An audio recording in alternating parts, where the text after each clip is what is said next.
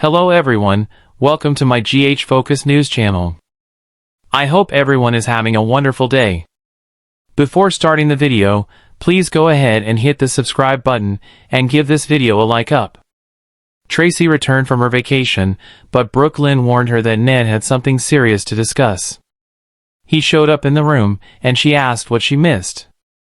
Gio arrived immediately after and brought an abundance of produce, meant to reflect Ned's lifestyle change. However, since Tracy was kept in the dark about her son's health scale, she demanded answers. Ned explained that something had occurred while she was gone and that he had a heart attack.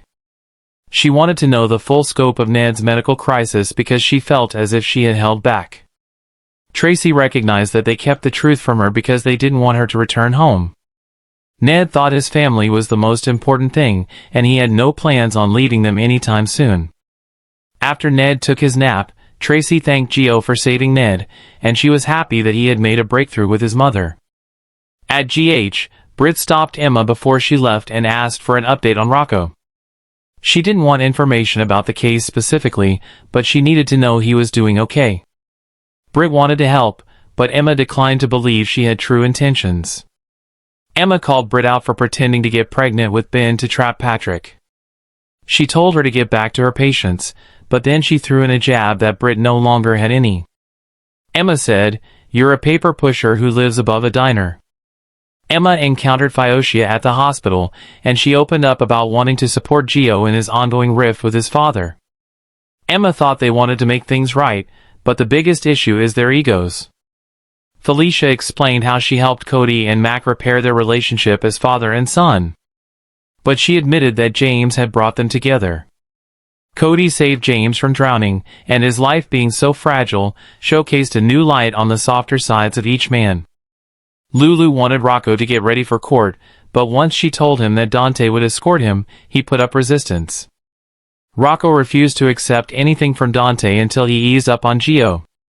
Lulu told Dante that he was helping matters with Rocco by the way he was acting. She couldn't risk alienating Rocco or causing a problem, so she asked Dante to stay with Charlotte so she could go to court with their son. Sunny met with ADA Turner in her office, and she was concerned about Dalton's disappearance. He asked whether she was insinuating that he was involved in the professor going missing. However, even if it were good for Rocco, it was also good for Turner. She could put her full attention on Willow's trial and stop worrying about false charges against Rocco. Sunny urged her to go to the judge and drop all charges.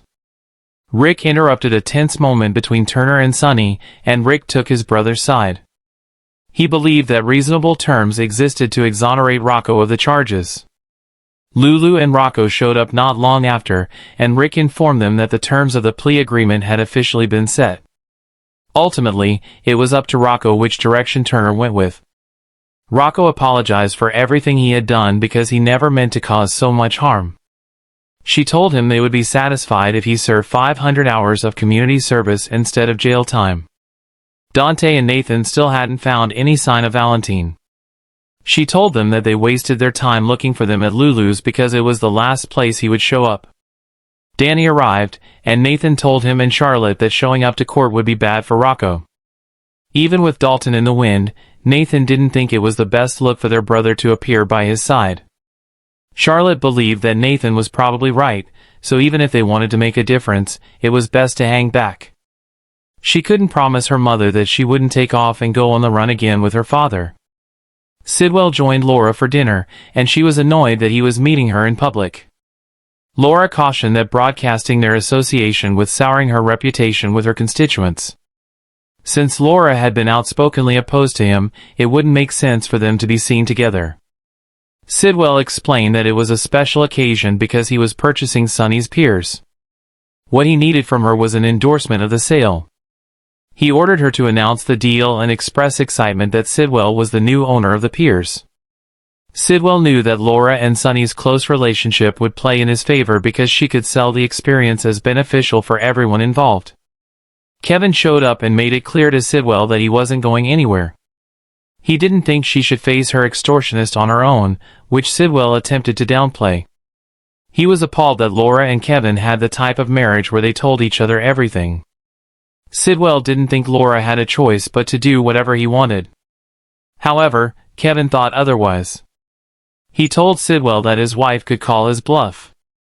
Kevin revealed that there were lines that Laura wouldn't cross, and if he pushed too hard, she'd turn herself in. Sidwell threatened Kevin, saying that although he needed Laura and Sonny, he didn't need Kevin around. Laura looked at her husband and said, "I love you so much right now, but don't you ever do that again." Britt agreed to do it, but only under the condition that Jack found a way to get her medical license back. It was the only way she would ever risk her life to funnel information from Sidwell.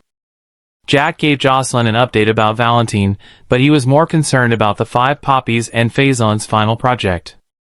Barbara Saunders was Valentine's new attorney, and Jack now had to contend with her.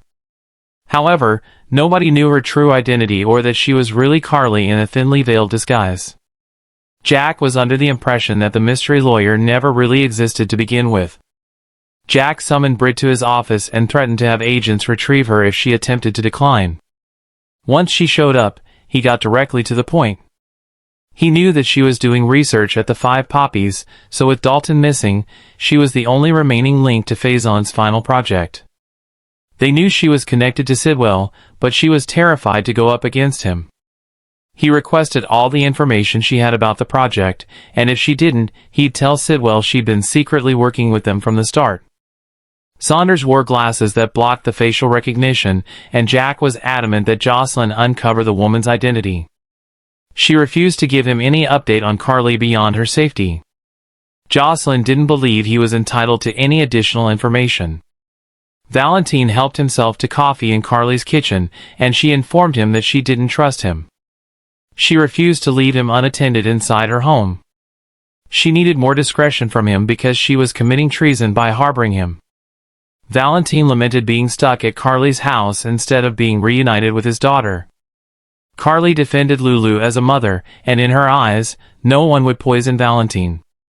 Jocelyn dropped by and surprised Carly with an angel for her Christmas tree. She felt like getting in the holiday spirit would boost morale. She made plans with Carly and Donna to make Christmas cookies, but Carly clocked it instantly as a need for protection. Jocelyn confessed that Valentine's escape concerned her. However, Carly believed she was the last person on his radar. If he ever showed up in town, Charlotte would be his top priority.